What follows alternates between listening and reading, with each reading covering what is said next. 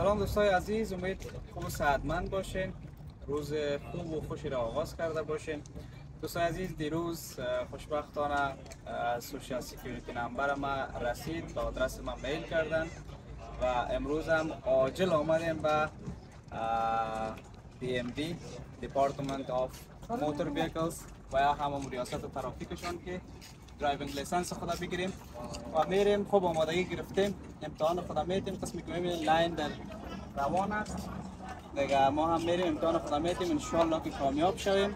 بعد از اینکه کامیاب شدیم پرمیت خدا میگیریم و آمادگی میگیریم بعد درایوینگ لیسنس. شما هم با ما باشین. دوستای عزیز، آمدیم داخل دپارتمنت. اول رفتیم کامپیوتر خود راجستر کردیم، اپلیکیشن بخش اپلیکیشن معلومات خود انداختیم و برای ما این قسم یک الکترونیک کانفرمیشن داد. بعد از اون الکتریک کانفرمیشن یک از ورقه بردیم و از اونجا کستمر تیکت خود گرفتیم.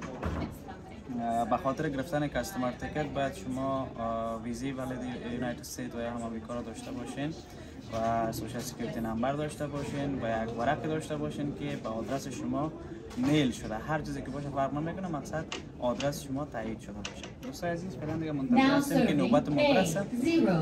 در ادامه ببینین که چه کارهای دیگه انجام میدیم به خاطر گرفتن پرمیت و هم درایوینگ لیسنس.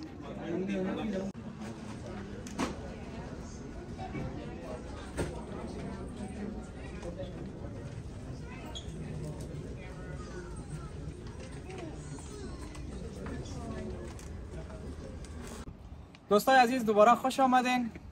ما امتحان خلاص کردیم. بعد از اینکه برام نمبر دادن، در کانتر مراجعه کردم، فیس پرمیت را پرداخت کردم، البته درایور لیسنس را که $41 میشه.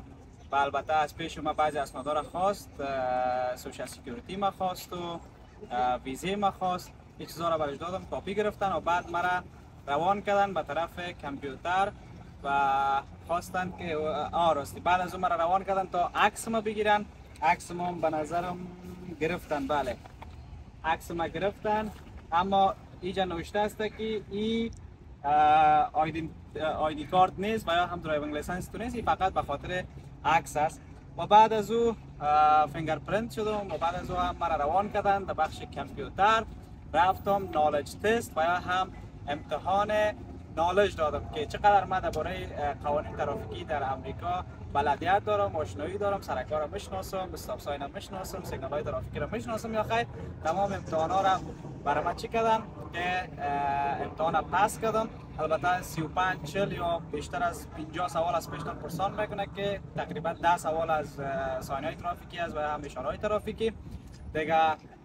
بالاخره دوستای عزیز امتحان را پاس کردیم و پرمیت خود گرفتم. حالا میتونم که در امریکا درایوینگ کنم همراه یک نفری که درایوینگ لیسنس ایالت کالیفرنیا را داشته باشم. همراه از او بیشتر از 50 ساعت میتونم درایو بکنم.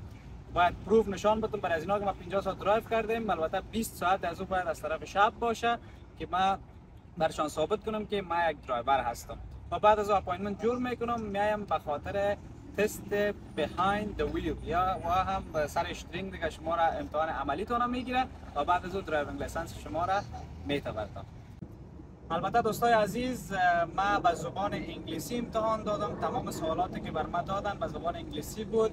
ما مو هندبوک که هم به زبان فارسی، به زبان انگلیسی و به زبان اسپانیایی، به هر زبانی که خودتان خواسته باشین هندبوک دارن. قسم یک هندبوک است که داخل از مکمل معلومات های ترافیکی و یا هم قوانین ترافیکی کالیفرنیا درج است.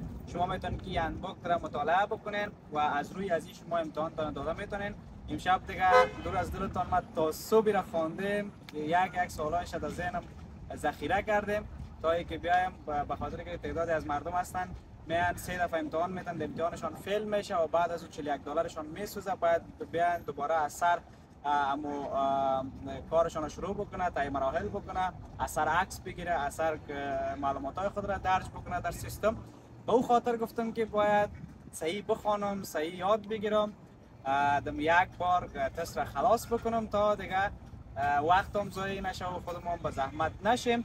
البته کسایی که میخواد به زبان فارسی امتحان بده، این کتاب به زبان فارسی هم قابل دسترس است. میتونید که از DMV به دست بیارین و مطالعه بکنین. قبل از اینکه با پرمیت امتحان بدین باید نالج از این را داشته باشین، معلومات درباره قانون ترافیکی در امریکا داشته باشین تا در جلو موتر بشین و درایو بکنین. دوستای عزیز،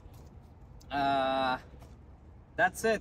اما چیز دیگه خلاصه من به انگلیسی امتحان دادم و در انگلیسی هم پاس شدم. دوستای عزیز، این هم بود برنامه ما از گرفتن پرمیت درایوری و جواز درایوری رانندگی در ایالات متحده آمریکا. به خاطر دیدن ویدیوهای بیشتر حتما چنل ما را سابسکرایب بکنین، ویدیوهای ما را لایک بکنین.